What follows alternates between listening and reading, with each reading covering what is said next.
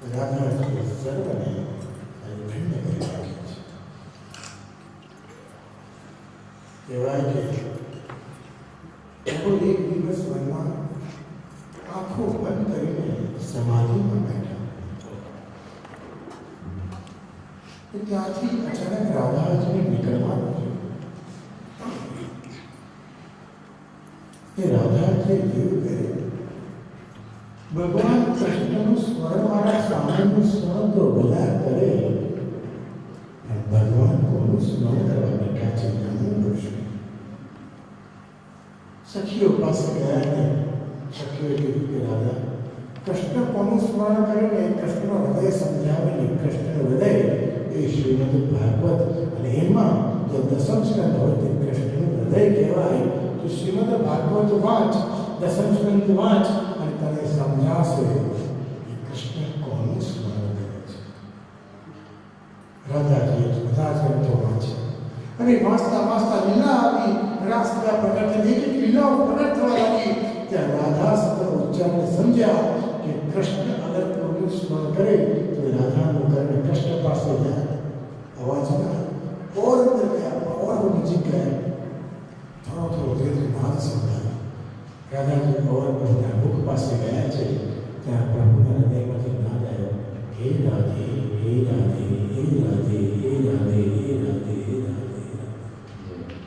રાધાજીને સમજાયું કે આખું જગત કૃષ્ણનું સ્મરણ કરીને કૃષ્ણ મારું સ્મરણ કરે. હે રાધા, ધન્ય થઈ ગયા.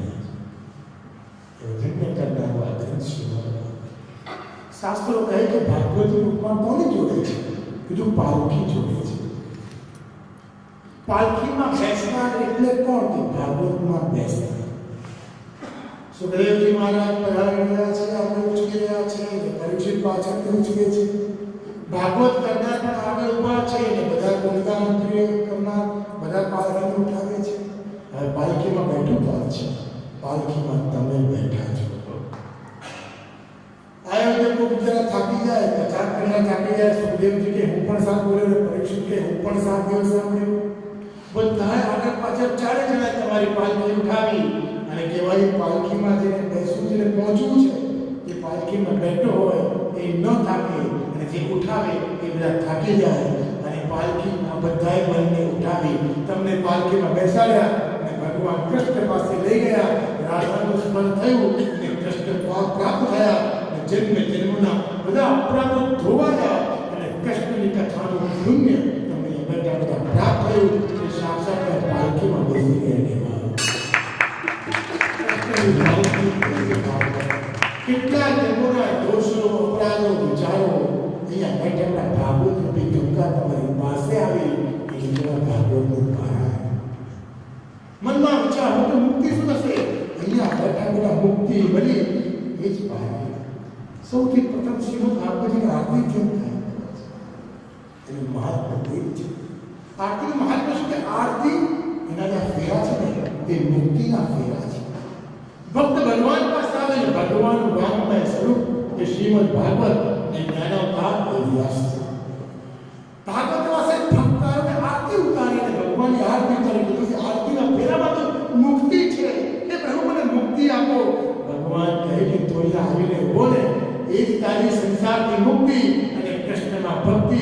અને હું મુક્તિ નહીં, તને મારી પાસે આવવાનું. જે રાધા નામનું તત્વ, જે ભક્તિરૂપી તત્વ છે, એ પ્રેમનું તત્વ, ભક્તિનું તત્વ તને આપું કે મુક્તિ તને સહજ મળી. જ્યાં હવે તું મારી ભક્તિ કરીશ અને જે ભક્તિ કરે એ વૈકુંઠ અને ગોલોકમાં મારી સાથે રહે છે.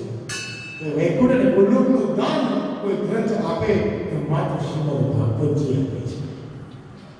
આરતીના ફેરામાં તો મુક્તિ જાય ને ભક્તિ પ્રાપ્ત થાય. એવા આરતીના ફેરા છે.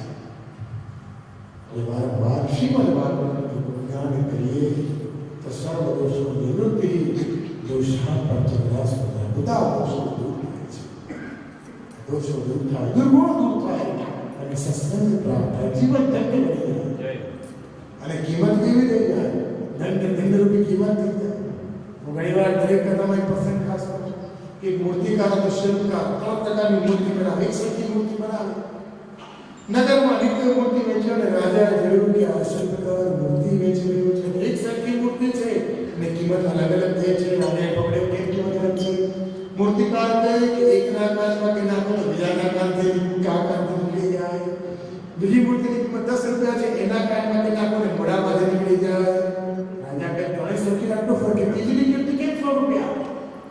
શિલ્પકારે ત્રીજીની કિંમત, ત્રીજી મૂર્તિ છે એની કિંમત તમે નક્કી ના કરો.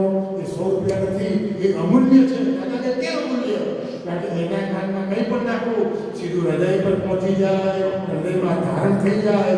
એવા કથા જે હૃદયમાં પહોંચી એ જીવ, એનું જીવન એ અમૂલ્ય છે, ધન્ય છે, સ્વર્ગ સુખ આપનાર, પવિત્ર કરનાર, મુક્તિ આપનાર, ભક્તિ આપનાર.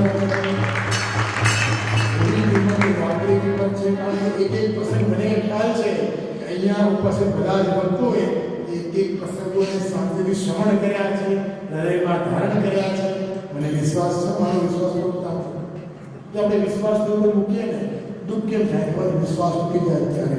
ને મને એવો વિશ્વાસ મૂક્યો છે કે અહીંયા જેટલા પણ ભક્તો બેઠા છે ને બધા આ કથા સાંભળી છે અને બધી યાદ રાખે છે. ને ભવિષ્યમાં ક્યારે કથા કરવાનું આવે અને અમને હાજર ના હોય તો આ લોકો પોતે કરી શકશે. એટલી ગંભીર રીતે આ કથા જે શ્રવણ કરી છે, આગળ વધી એની પ્રસંગ બાકી છે. અને ગુણલીલાનું વર્ણન આવ્યું.